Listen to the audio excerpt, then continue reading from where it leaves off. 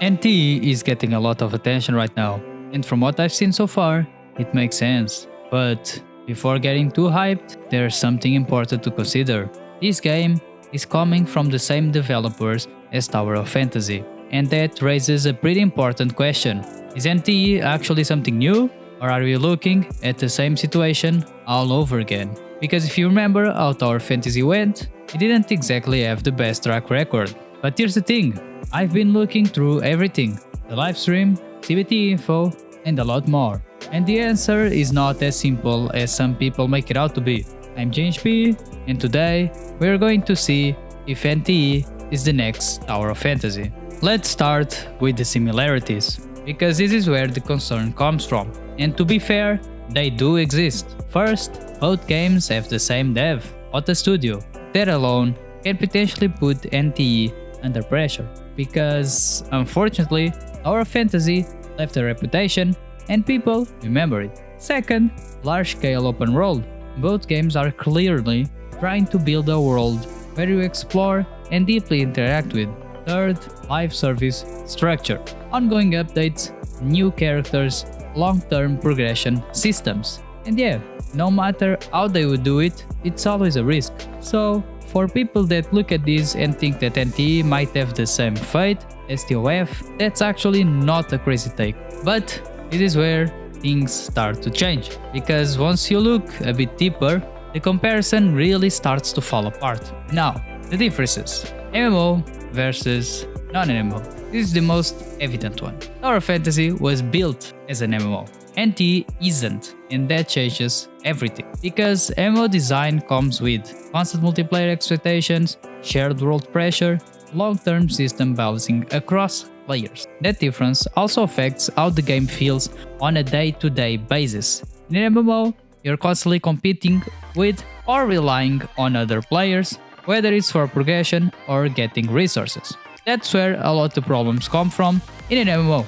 But in a more controlled experience, like NTE seems to be going for, the pacing is entirely in the player's hands. It's a single-player world with optional multiplayer. You can decide to focus on the story first or just farm and explore, which gives players way more freedom in how they approach the game. The second difference is direction.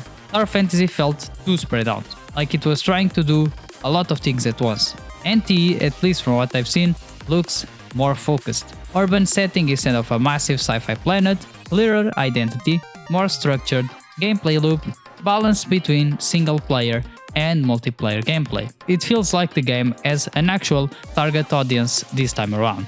Signs of improvement. Do you know the meme that came from UA, devs listen? Well there, it already happened in NTE as well.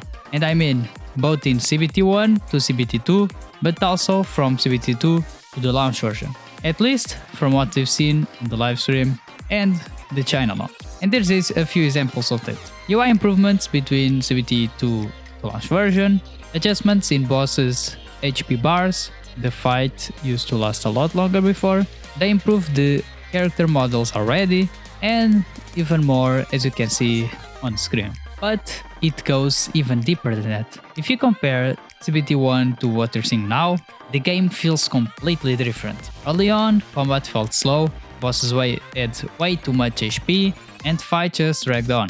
Now, those fights are way faster and actually feel dynamic due to that change. Exploration also improved a lot. Before, the city looked good, but a lot of it was just empty buildings you couldn't interact with. Now there's way more density, more interiors, more activities, more reasons to actually engage with the world. Even things like performance got addressed. Because, let's be real, if your game doesn't run well, nothing else matters. And that was a big issue before.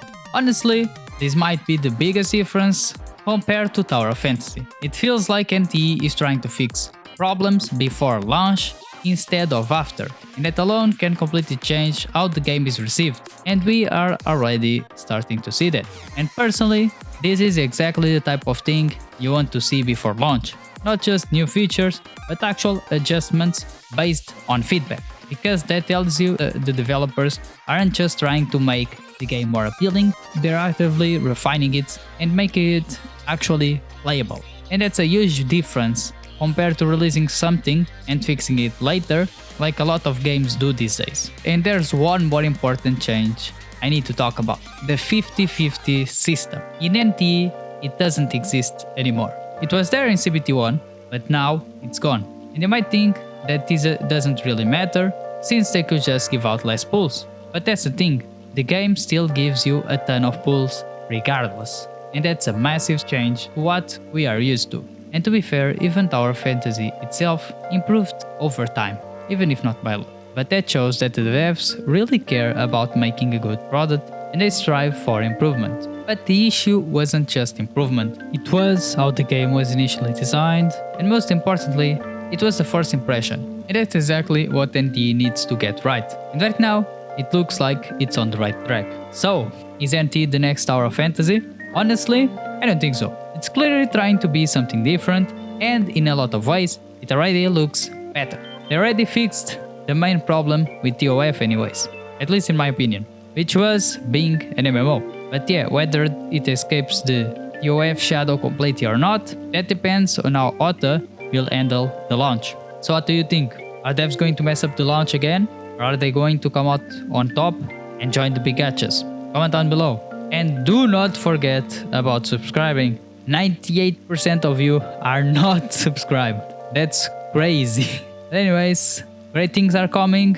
And with that, see you on the next one.